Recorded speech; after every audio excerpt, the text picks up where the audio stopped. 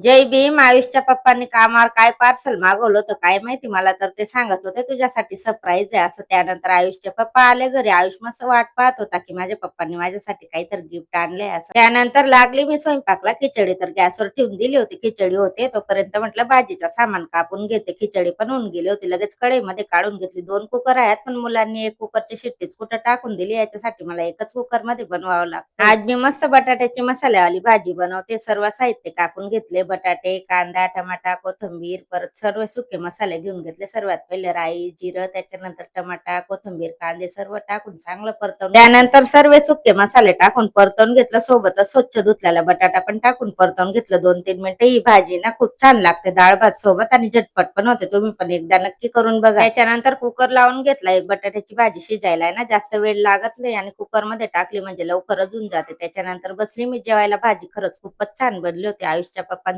मुलांचं झालं होतं जेवण, माझं बाकी होते. मग मी पण जेवण घेतलं. जेवण वगैरे करून आयुषच्या पप्पांना गॅस क्लीन करून दिला. गॅसचा वास येत होता, मग ते पाईप चेंज करायला बसले होते. त्यानंतर घेतलं मी माझं पार्सल. पार्सल पाहायसाठी मी खूप एक्सायटेड आहे, पण मी आता अनबॉक्सिंग नाही करणार याचा व्हिडिओ. आज 5 वाजेला संध्याकाळी येणार. तुम्ही पण नक्की बघा. चला मग भेटूया नेक्स्ट ब्लॉग मध्ये. बाय.